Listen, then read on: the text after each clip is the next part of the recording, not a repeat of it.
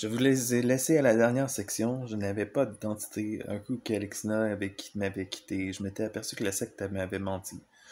Je pensais à mes amis d'école quasi à chaque jour pendant que je travaillais sur la construction. À une de mes jobs avec mon père, je me souviens que j'avais tellement de rage que je punchais le mur de drywall jusqu'à ce que j'aille les jointures en sang. Même mon os majeur s'est disloqué. Je me frappais le front sur le mur assez pour que ça fasse mal, pour me changer les idées ou m'engourdir mon mal-être pour plus que je ressente d'émotion. C'était du self-harm. Je me souviens que j'étais couché dans la salle de bain, je voyais les traces de pas au plafond qui faisaient comme si quelqu'un avait marché au plafond. Je tapais autour du bain. Mon père est venu me voir et il m'a montré, je lui ai montré la job et il n'était pas content. Il disait que c'était pas encore assez bon. La critique que je recevais contribuait à ma rage que j'exprimais en me faisant mal. Papa disait que la critique nous rend meilleurs, mais ce n'était pas le cas. Moi, j'avais besoin d'encouragement. Euh, et j'étais en quête d'approbation. Là, au milieu de nulle part, dans un chantier de construction, je ne pouvais plus compter sur mon père, ni Robert, ni Robin. J'étais pris dans un piège et je dépendais des autres pour revenir chez moi. Ma situation me rendait mal. Je ne voyais plus de solution et je regardais la porte de mon unit de la galerie, qui n'était pas encore faite, et je m'imaginais sauter en bas. Je voulais juste arrêter de souffrir. La dernière fois que j'ai travaillé pour Claude Poulain, je faisais une job de sablage dans un endroit où on était plusieurs et c'était grand. Claude était venu visiter et m'a gueulé après et je me souviens pas exactement comment ça a été, mais je me suis mal senti puis je travaillais super fort sur le sablage. Euh, et c'était la partie de la job que j'haïssais le plus. Cette fois-là, en char avec Renaud, j'ai annoncé que je quittais la construction pour faire un autre job. Euh, il m'a dit que j'avais déjà un métier et donc que c'était déraisonnable, mais je voulais rien entendre. En revenant, je lui ai montré ma guitare dans mon logement parce que je cherchais désespérément des amis. Renaud, euh, Renaud, c'est ça. Je me suis mis à écouter des films d'horreur, par exemple Le Ring, L'Exorciste, les films de Saw. Ça ne m'aidait pas dans mon cerveau. J'ai commencé à fumer, ou du moins j'essayais, parce que j'étais inspiré de la série Malcolm in the Middle, où il y avait un gars qui avait commencé à fumer, puis son père lui avait fait fumer un paquet de cigarettes au complet pour lui enlever le goût. J'ai vu Twilight et Babine au cinéma. J'ai écouté le film de Michael Jackson, le dernier avant qu'il meure. Dans mon appart, je jouais à Resident Evil 4 sur ma Wii avec mon cinéma maison qui faisait que c'était encore plus épeurant. Euh, je- En 2007, je jouais jusqu'aux petites heures du matin à faire des mix sur Mixmeister, des mix de musique. Beaucoup de musique trance et j'avais envie de devenir DJ. Je me souviens une fois où j'ai entendu Wind of Change de Scorpion et la tune Cain qui était chantée dans mon quartier. Les voisins faisaient un feu de camp et ils chantaient des chansons à la guitare. Il y avait une telle spontanéité dans tout ça que je me disais que forcément les témoins devaient avoir tort. Là. Les gens du monde n'étaient pas si mauvais que ça. Un peu avant, il y avait une sortie pour faire du snow organisée avec les témoins. Je suis allé, mais personne n'y était. Nous étions donné rendez-vous, et pourtant c'était loin de chez moi. Euh, J'étais en détresse. J'ai quitté le chalet. J'ai pas pu rester pour faire du snow pour le restant de la journée. Euh, Au début, j'étais invité à beaucoup de parties avec Martin. Mais maintenant non.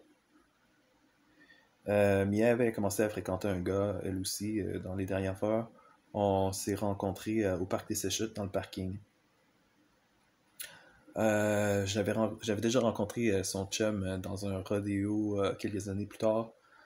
Il m'avait fait donner bonne impression et je voulais l'impressionner en lui disant que je planifiais aller à un concert de Tiesto à Québec. Ces parties-là sont souvent associées à la drogue et il m'avait demandé si j'allais en prendre. Je me suis dit que j'allais au moins essayer ça une fois dans ma vie. Excepté que la drogue, ça me dirait, c'était pas dans mes plans. Euh, Malheureusement, Quand je suis allé au spectacle, je suis arrivé en avance et j'ai vu un parking. J'ai salué les gars qui étaient là et ils m'ont invité à m'asseoir avec eux. Euh, on partageait la même passion pour la musique trans. Ces gars-là couraient les raves et prenaient du speed et je leur en ai demandé pour essayer. Ils m'ont vendu une pilule. Et ils m'ont dit qu'il fallait que je reste hydraté. Je n'ai rien à redire de la musique, c'était excellent. Je me suis retrouvé dans la première rangée à gueuler, à prendre des vidéos du DJ. Il y avait plein de lumières qui formaient des images sur le DJ booth et on pouvait voir le Tiesto. J'espérais secrètement qu'il voit que j'étais drogué. Comme ça l'aurait dérangé. Et ça aurait peut-être été Armin qui aurait pris la place numéro 1 dans le DJ mag. Anyway, plus tard dans la soirée, j'ai vu les gars au début, ils s'amusaient à faire du spinning, mais le spinning, c'est le prop spinning. Euh, et j'ai été voir un gars derrière qui était assis à côté sur le mur, et il m'a vendu une autre pilule de speed. C'était la première fois que je prenais de la drogue. Il a fallu... l'effet était comme si j'avais bu 10 cafés et j'avais perdu mes inhibitions. Je vais essayer de flirter avec les filles là-bas, mais certaines dansaient dans leur bulle. Et je m'étais même fait pogner les testicules pour me faire niaiser. Dans le sens qui était pas intéressé et puis niaiser. Quand je suis revenu chez moi, on était dans l'après-midi et je suis parti vers 10h AM le matin. J'étais intoxiqué. J'avais le shake. Le lendemain, j'étais en train d'être intoxiqué. Je ne recommande à personne de faire ça. J'en avais trop pris pour la première fois. Et j'ai appelé ma mère. J'étais seul sur mon lit. Et je voulais qu'elle me voie souffrir. Elle semblait surpassée par les événements. En soir et en tremblement, j'avais peur qu'après, j'ai envie de reprendre plus de drogue. Mais j'étais en sevrage, en fait. Et je commençais à paranoïer. Je traitais mes parents de voleurs. Je leur disais qu'ils avaient pris mes trucs. Parce que ma mère avait l'habitude de tasser mes affaires quand alors je soupçonnais de se mêler de ce qui se regardait pas. Mais j'attirais plutôt la compassion de mes parents. C'était toujours un beau moment d'écouter mes albums de State of Trance 2006-2007 dans mon char, ou mon album Fallen d'Evanescence quand j'allais à la salle. Parce que parce que les gros souvenirs dans ma vie ont lien avec la musique. Les jeux vidéo, les films, les séries télé. Parce que la vie, c'est ça. En 2008, j'ai commencé à être influencé par les téléréalités. Et j'ai oublié mon passé, je voulais recommencer à zéro, mais cette fois comme il faut. Je me créais des drames autour de moi, je voulais détruire ce que j'avais, je manquais de contrôle sur moi-même et sur mon environnement. C'était surtout le manque de contrôle. Hein. Ça m'a pris bien du temps à trouver les outils pour gérer mes émotions. Et surtout, gérer ma rage de façon non dramatique. J'ai repris du pot 2 fois après ça, mais je n'ai plus jamais repris de drogue après ça. Je prenais aussi des antidépresseurs pendant 8 mois. Parce que j'arrivais pas à vivre ma sexualité, je me disais l'autre option c'était les antidépresseurs. Je voyais ma vie en termes de succès, de soit je suis un succès, je fais l'amour, ou soit je suis un perdant. Sinon. J'avais vu aussi l'annonce de Trump avec The Apprentice dans ce temps-là, avec un mur rempli de trophées, de certificats, alors que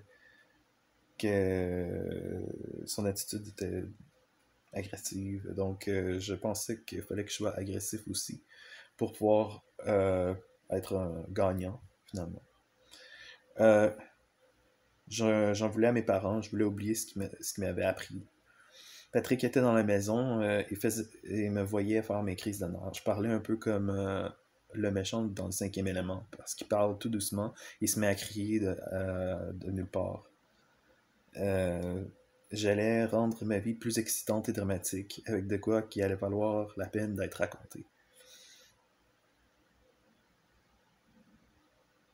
En 2007, en 2007, je suis allé voir Hinder sur les plaines. Je les entendais de loin en chemin, mais j'ai reviré de bord rendu au show parce que je trouvais ça poche d'aller voir un show tout seul. J'ai aussi vu DJ Champion à Québec. Le soir, dehors, les rues étaient pleines de monde.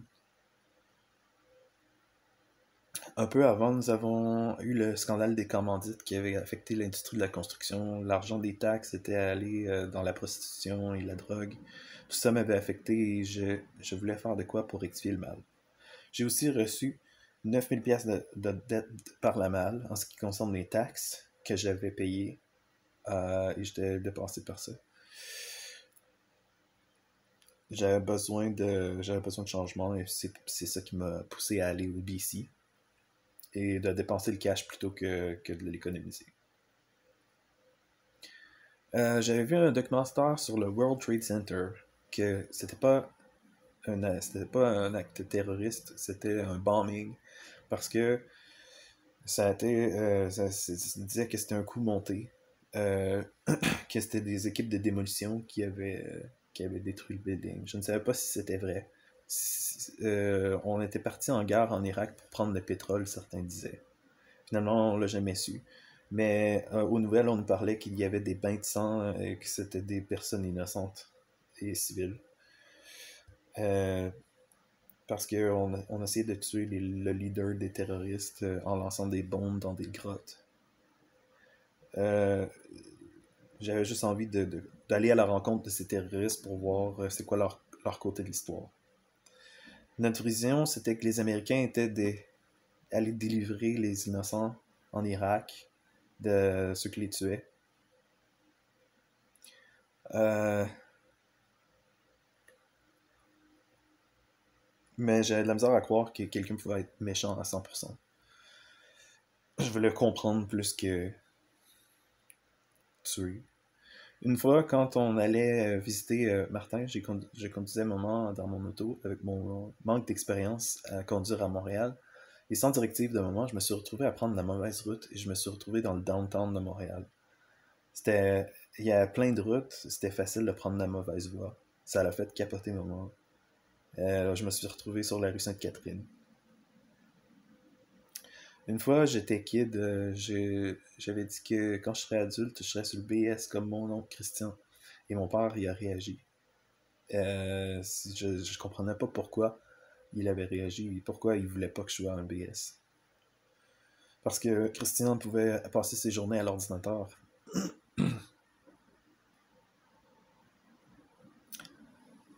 Euh, Pendant ma déprime, j'ai fait un dessin un trailer dans la cour pour dire que c'était à peu près la présence paternelle quand j'ai grandi.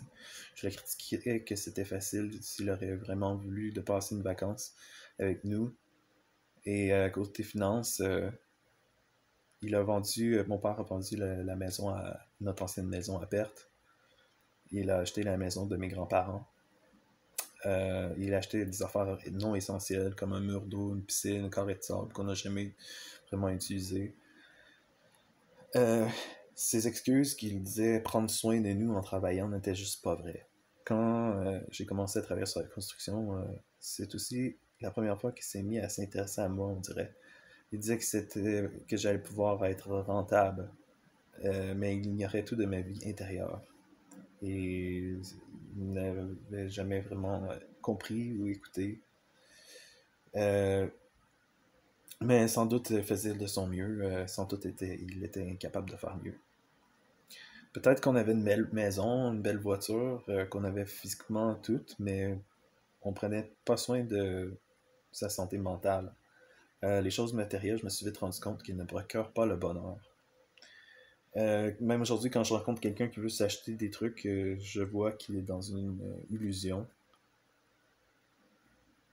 Je pense qu'on a besoin de nos besoins de base comme le logement, la nourriture, mais après ça, euh, en fait, dans ma dépression, j'étais dans une autodestruction. Et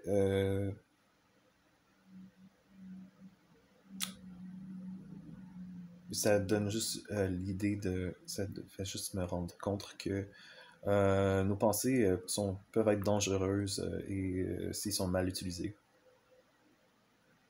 Parce qu'une colère mal gérée peut être désastreuse. Alors, la colère et l'imagination peut être un peu ennemie quand on croit aux mensonges qu'on se raconte. On nous encourageait souvent de s'imaginer dans le paradis en attendant qu'il nous donne bien nous contenter de notre petite vie et se dévouer à l'œuvre de prédication, de construction de salles, etc. J'ai su que l'organisation n'était pas vraie. J'ai tout remis en question. Pourquoi on nous interdisait tel ou tel truc? Est-ce que c'était vraiment pour mon bien? Je pensais que c'était la masturbation qui m'empêchait de faire des progrès spirituels.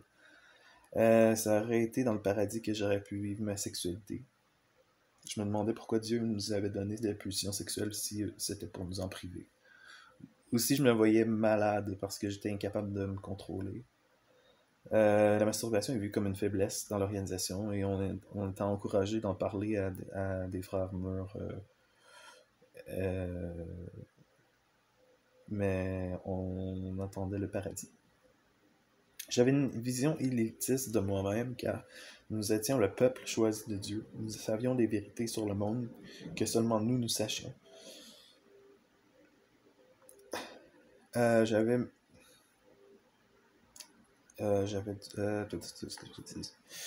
j'étais vraiment vulnérable aux suggestions du monde, des personnes, parce que j'étais drillé à obéir.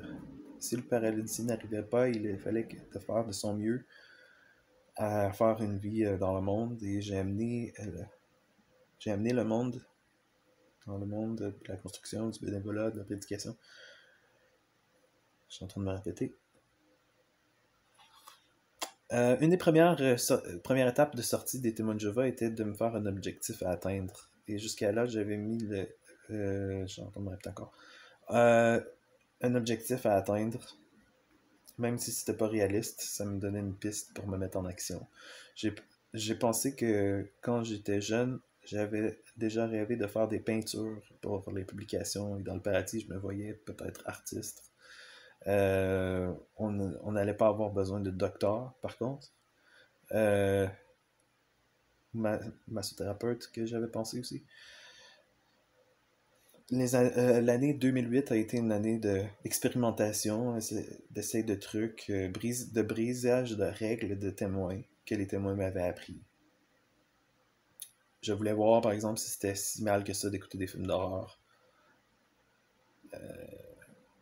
Un peu avant, à une construction de salle, je portais un casque et j'avais écrit hors d'usage sur le dessus pour dire que j'étais tanné.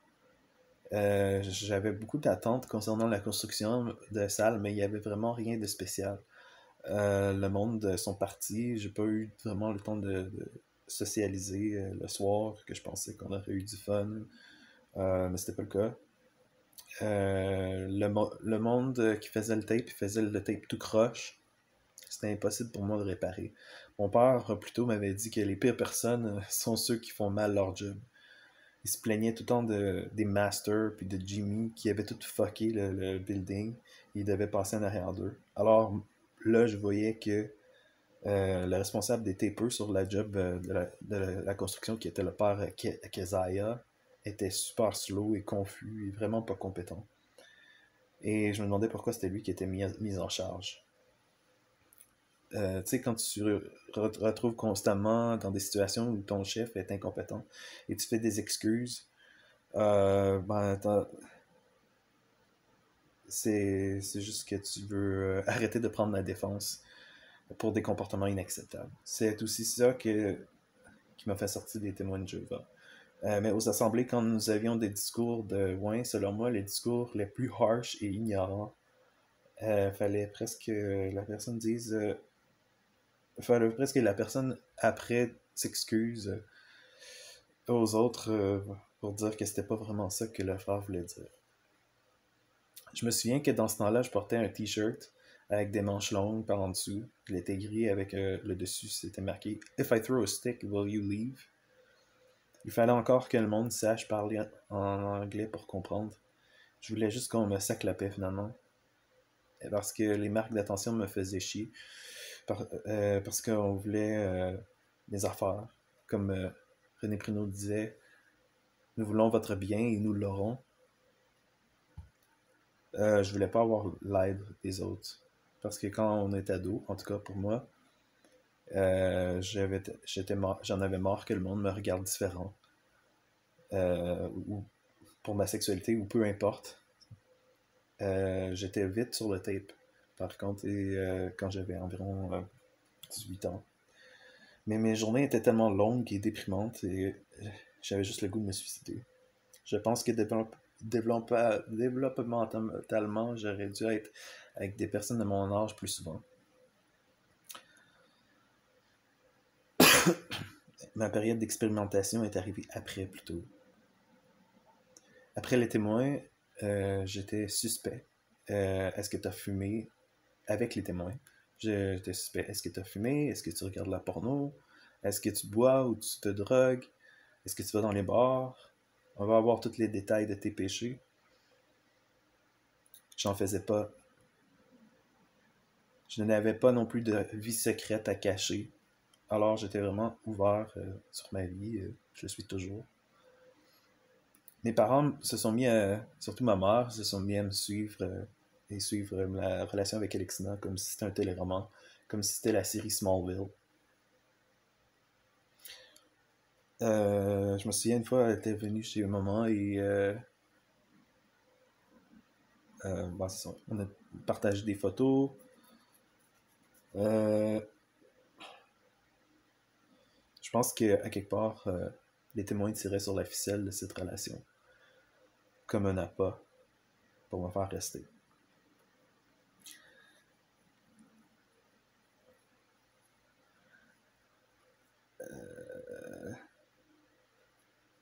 Je n'avais marre que le monde ne me prenne pas au sérieux.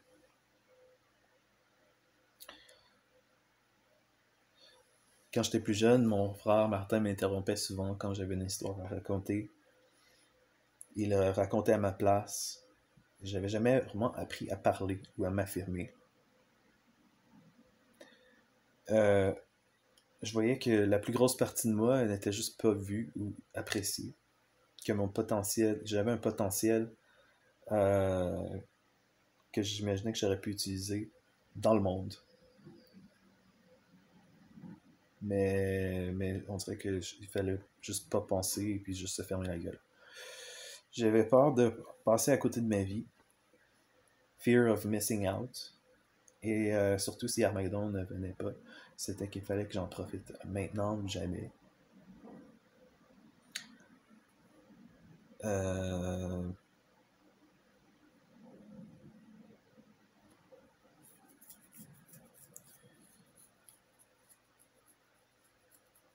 c'est pas juste ça, j'avais resté chaste comme on s'attendait. Je sais pas, je me répète.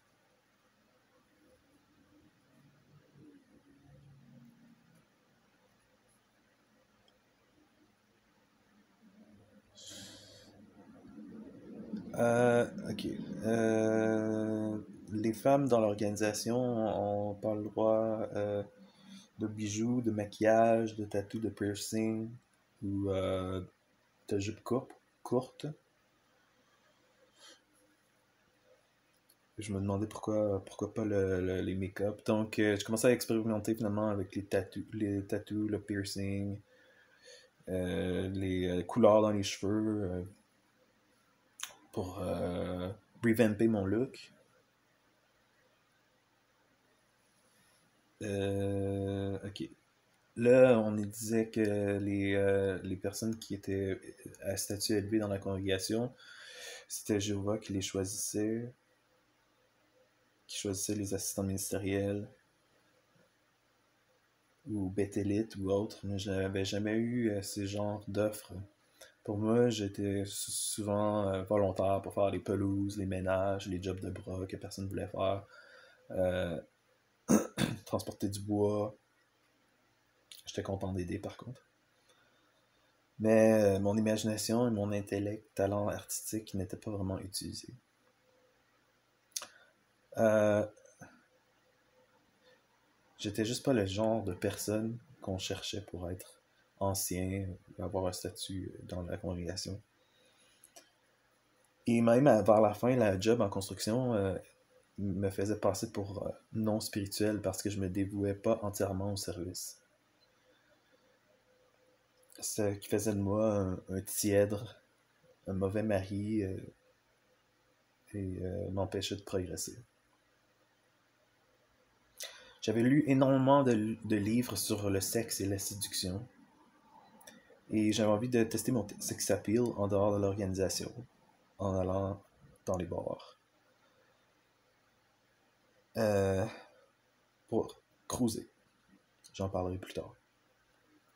Maman disait que je prenais les mauvais plis à Robert. Robert était connu qu'il allait dans les bars et même au flashback, sur la deuxième avenue, qu'il l'appelait son bureau. Je ne le trouvais pas cool du tout. Mais excepté que des fois, qu'est-ce qu'il disait, ça faisait du sens, je trouvais. Et il avait du talent. À la force d'être avec lui, peut-être que oui, j'ai pris des manières de parler, de ses manières de parler. Mais ça m'insultait un peu qu'à un moment ne se fie pas assez à mon jugement pour savoir que je. Qu'est-ce que. Pour pas savoir qui imiter. Parce que dès le départ à la job au States, je voyais ça d'un mauvais œil d'être dans la compagnie, en la compagnie de Robert.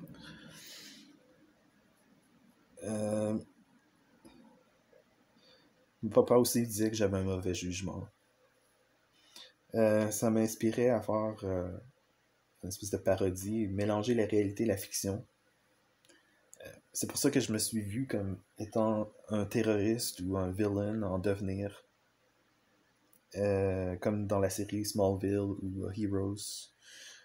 J'avoue que j'étais assez extrême parce que je voulais punir en quelque sorte ma mère d'écouter des émissions trop violentes, par exemple. Je voulais.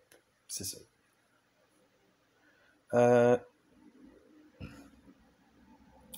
Dans ce temps-là, je me suis souvenu des personnes qui m'avaient maltraité à l'école. C'est remonté. Comme le Joker, j'avais des raisons d'avoir mal tourné parce que le monde m'avait maltraité. Je voulais partir en mission, en journey, pour bâtir mes forces. En 2007, il y a eu une construction de salle à Saint-Georges. Je trouvais que c'était une mauvaise idée. La salle était bien correcte. C'était là que j'avais grandi depuis. Et j'étais revenu depuis que j'étais revenu de la Floride. Pendant l'école du ministère, il y a eu un vote. J'ai voté contre, mais certains se plaignaient qu'il y avait de la moisissure dans la salle de bain. Chose que je n'avais jamais vue. Il y avait un appartement aussi au sous-sol que des fois il y avait l'étude du livre ou des rendez-vous de service là.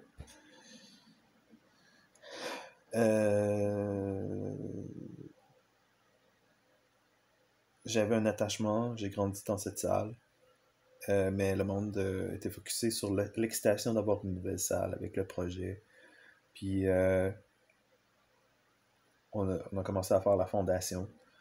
J'ai été pour faire le bénévole, mais j'ai pas eu de beau rôle. Je n'ai pas été utilisé comme j'aurais voulu.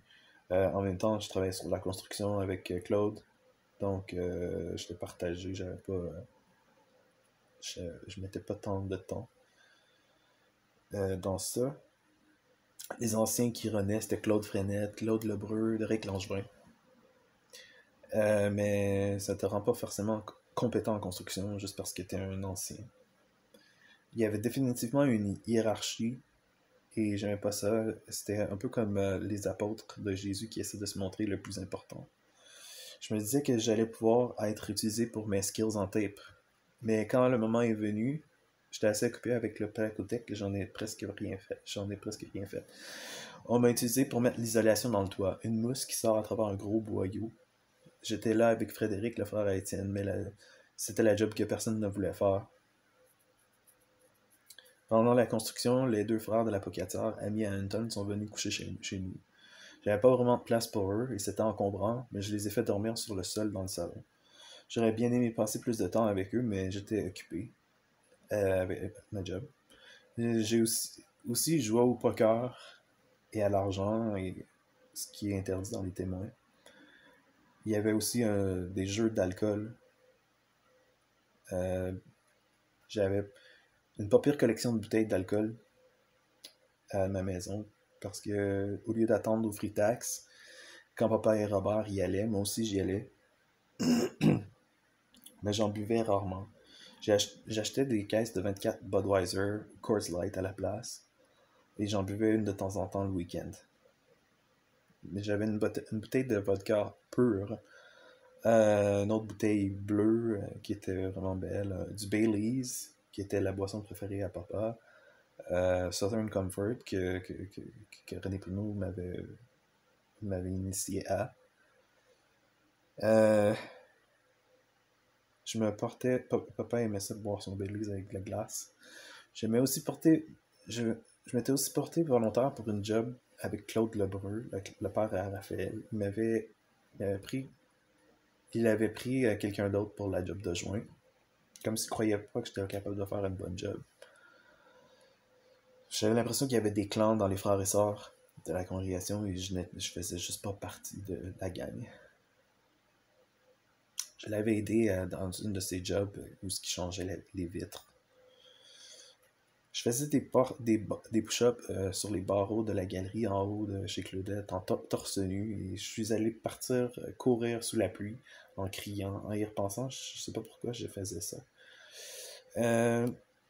C'est peut-être Alexina et Christina qui m'avaient donné le goût avec le trip d'aller courir sous la pluie. Et j'étais revenu chez moi parce qu'il était arrivé chez mes parents dans le service, tout trempé quand je revenais d'ouvrage. Je trouvais ça sexy qu'il pense à moi. Je me souviens que je sortais souvent dans le service avec Francine Langevin quand j'étais pionnier et elle avait fait le commentaire qu'elle trouvait que Doré, que son mari, avait... Non, je partagerai pas ça. Je me suis aperçu qu'elle prenait des antidépresseurs. Comment ça se pouvait qu'une femme aussi zélée, qui se dévoue en tant que pionnière, soit déprimée? Ça marchait juste pas dans ma tête, cette logique. Avec Placotec, je me souviens que j'essayais de chanter fort et beugler dans mon appartement pour imiter l'apprenti de troisième année qui tapait à la seringue. Je me souviens qu'il y avait un gars du Québec qui était débutant, qui sortait avec une noire, que j'étais un petit peu ami avec. Il avait moins d'expérience que moi, mais il était plus vieux. Une fois sur un chantier de Placotec, un vieux m'a gueulé après parce que j'avais pissé sur le bord du building. Il disait que ça sentait la piste de cheval. J'avais pas réalisé que ça pouvait déranger. Il fallait que je pisse dans une boîte de plâtre, que je fasse caca dans une boîte de plâtre aussi. Il m'a aussi dit que j'allais souffrir dans la vie d'être susceptible comme je l'étais. J'étais hypersensible. Ça m'a fait mal de me faire dire ça. Je voulais encore plus me rendre plus tough. Et je pense que c'est ça qui me motivait.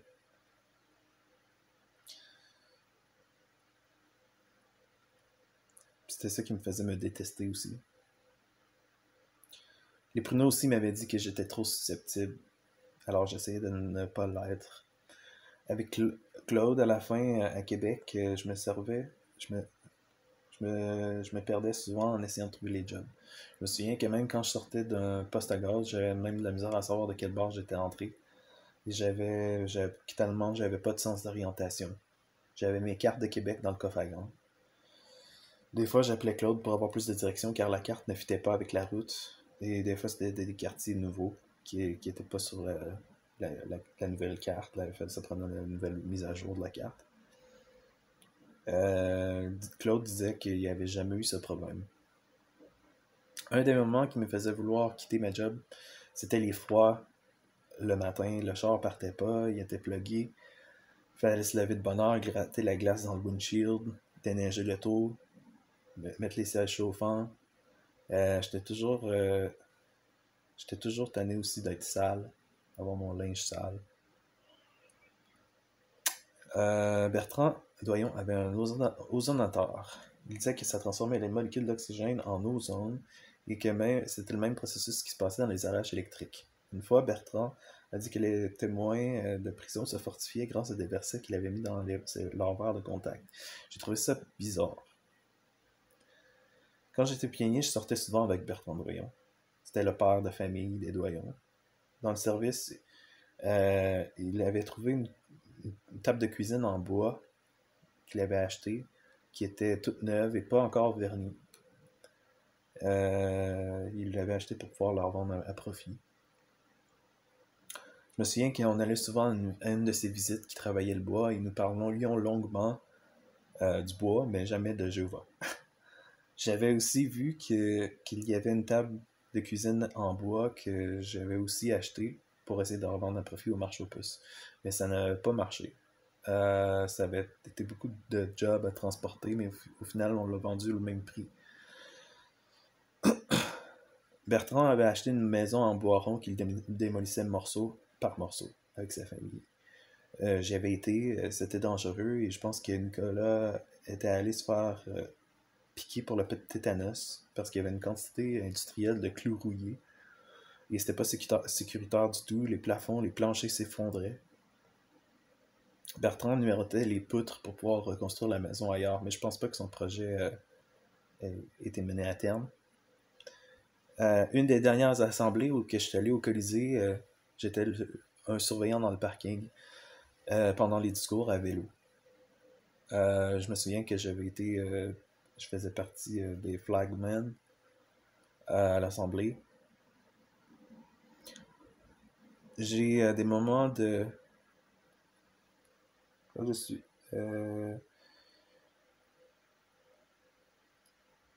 J'ai un moment embarrassant, on pourrait dire. Quand je suis revenu de l'Assemblée, j'avais Patrick dans l'auto. On était dans le coin de Belleuil.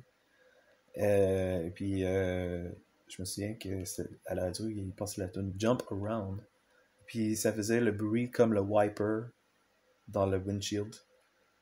Le wiper, il faisait comme suivre le beat de la chanson. Et puis, je me souviens que on, je suivais les wipers avec mon corps pour danser. Puis, je pense que je sais pas si Patrick s'en souvient ou s'il me juge sévèrement là-dessus, mais j'avais pas. Peut-être que c'était ma santé mentale qui était en question dans cette situation. C'est ça. J'avais perdu ma gang, Kel, Talia, Billy, Alexina. J'ai essayé de commencer à fréquenter Francis, Francis Jacques, qui était l'ancien ami à Martin. Il avait à peu près l'âge à Martin, mais il se plaignait souvent. Et Martin, il était rendu qu'il cherchait à l'éviter. Il avait de l'arthrite, mais il était pionnier, il passait beaucoup de temps dans le service. Il m'avait déjà dit qu'il était content que le monde prenne les publications à cause qu'il prenait en pitié. C'était une bonne raison de se faire prendre en pitié pour être placé. Il avait une étude à Saint-Victor, puis on était allé, c'était des avant-midi assez relax. C'est ça, je lisais les versets et les paragraphes à son étude. Mais à un moment donné, son étude est disparue. Je sais pas s'il est mort ou qu'est-ce qui est arrivé. C'est le même genre de truc que je faisais avec John Russell des fois. C'est toujours intéressant de passer du temps à une étude parce que y a pas grand chose à faire. Tu restes là, tu lis les versets, tu lis les paragraphes, t'écoutes.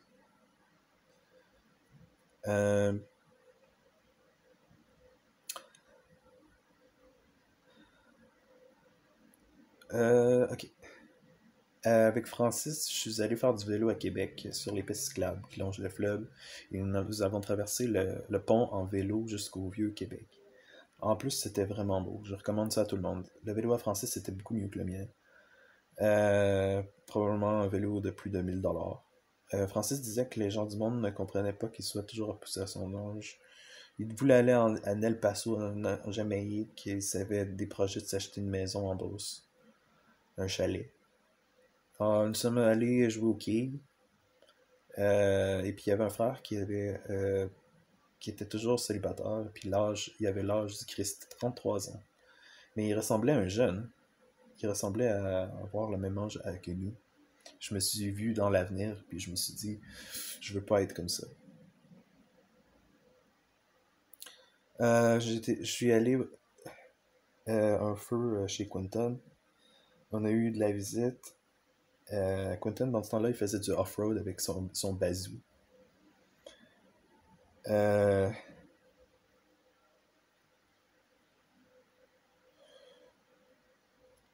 Bah, c'est la soirée avec Anton, puis ses amis. Quand j'étais pionnier, j'ai sorti avec Stéphane Labbé et sa femme. Il était pas mal nouvellement marié. Sa femme avait réputation d'être folle. Par exemple, mes parents l'avaient invitée et elle voulait rester accouchée. Là, dans le service, je pense qu'elle a eu une crise de panique. Elle se regardait les mains et ne répondait pas quand on lui parlait. Nous sommes allés dans une maison de quelqu'un qu'on connaissait. On était là pour prendre un break et j'ai essayé de l'aider comme j'avais une formation de part dans du secondaire. Ça a été inefficace. Au lieu, c'est moi qui s'est mis à me sentir bizarre. Une autre fois, Stéphane Labbé et moi sommes allés à un buffet à Québec. On était trois dans l'auto. Je pense que je me souviens plus c'était qui le troisième. On écoutait du Phil Collins dans l'auto. La bouffe était bonne. J'ai mangé des fruits de mer. Eux autres capotaient comment est-ce que je pouvais manger beaucoup. Euh, J'avais recommandé l'album Gros Mammouth des Trois Accords à Renaud. Renaud, le TPE. Je me souviens d'avoir fait une job dans un halte bouffe au centre d'achat, le Galerie de la Capitale. Je sortais avec frère Sarrazin, un gars de mon âge qui avait marié une des filles les plus convoitées de notre congrégation. Euh, J'étais assis en avant, dans la voiture. Sa voiture était quand même confortable.